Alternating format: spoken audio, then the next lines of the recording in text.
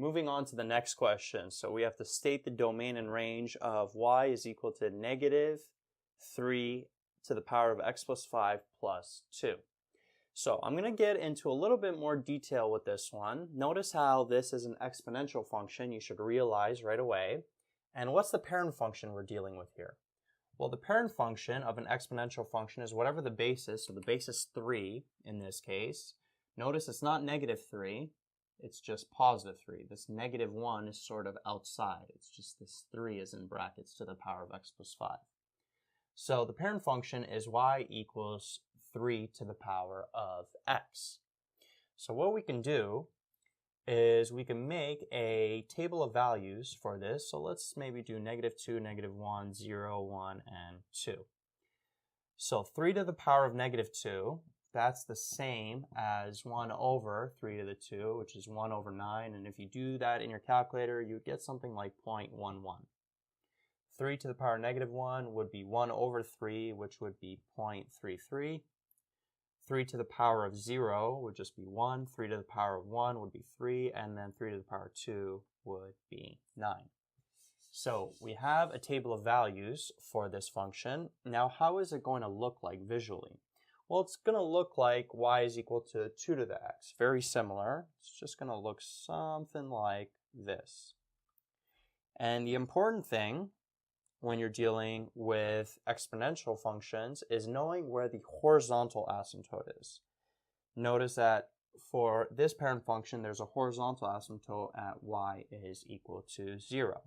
And wherever that horizontal asymptote is for an exponential function, that's going to affect the range. So it's always critical to know where the horizontal asymptote is. For now, with this parent function, it's at y is equal to 0. Well, now what we're going to do is we're going to transform this function into this one. So it's going to be y equals negative 3 to the power of x plus 5 plus 2. Now, in general, the way that a transformed exponential function looks like, let's take this one, 3 to the x, it's going to look like this. Y is equal to a 3 to the power of k x minus d plus c. You may want to write that down here. That's the general transformation format for an exponential function. You can always change this base. So this could be like a 2 if this was a 2 here, right? If that was a 2 given in the question, it could be whatever. But this is just the general transformation format. And notice how we can figure out what the transformation values are by just comparing this to the function we're given. Well, the a value is this negative 1 here. Notice this negative 1, it's not attached to the negative 3, or it's not attached to the 3 rather, because it's not negative 3 in brackets. It's not negative 3 to the power of x plus 5. It's negative 3 to the power of x plus 5. So it's a little different. So whenever it's in this format, it means that this negative 1 is sort of by itself. So we know the a value is negative 1. What about the k value? Well, notice how the k value, there is no k value in front. And whenever there isn't a k value in front, there's like this imaginary 1 in front there. So the k value is 1. D value is going to be what? Well, we have x plus 5. D value is always going to be the opposite sign. So the d value in this case is going to be negative 5. And then the c value is that positive 2 here. Okay, so now we have our transformation values, and we can take our table, take all of these coordinates, and then transform them with the mapping formula. The mapping formula being x over k plus d, and then we got ay plus c. So the formula for these specific transformation values is going to be x minus 5, right? X over k, which is just 1. So x over 1 is just x, plus d, and the d value is negative 5. So we got x minus 5 here. And then we got ay plus c. Using the a value negative 1, c value of 2, we end up getting negative y plus 2. So now what we have to do is we have to take these x values here and put them through this formula. So negative 2 minus 5 gives us negative 7. Negative 1 minus 5 gives us negative 6. 0 minus 5 gives us negative 5, 1 minus 5, negative 4, and then 2 minus 5, negative 3. Okay, then we take this y value, 0.11, and put it through this formula here. So negative 1 times 0.11 gives us negative 0.11 plus 2. That would give us 1.89. 0.33 times negative 1, negative 0.33 plus 2. That would give us 1.66, something like that, 1.67. Let's just put 1.67. 1 times negative 1 is negative 1 plus 2 gives us positive 1. 3 times negative 1 is negative 3 plus 2 gives us negative 1. And then 9 times negative 1 is negative 9 plus 2 gives us negative 7. So now what we can do is we can take these points and graph them. Now, before we graph the points, remember what I mentioned at the beginning. Something that's really important when you're dealing with exponential functions is the location of that horizontal asymptote. And the horizontal asymptote always depends on the c value, right? Because the c value is how much the function is translated up or down, how many units. Well, if it's translated up, then the horizontal asymptote is going to be translated up as well by that many units. If it's translated down, horizontal asymptote is going to be translated down by that many units. Notice how this function, c is 2, so it's been translating up by 2 units. So we know there's a horizontal asymptote at y is equal to 2. You always want to draw that first before plotting any points, because then plotting the points is going to be a lot easier for you. It's going to be a lot easier visually. And now notice how it is a lot easier to plot them. We got negative 7, 1.89. That's like somewhere here. Negative 6, 1.67. So maybe like here. Negative 5, negative 1. Here, negative 4 and negative 1.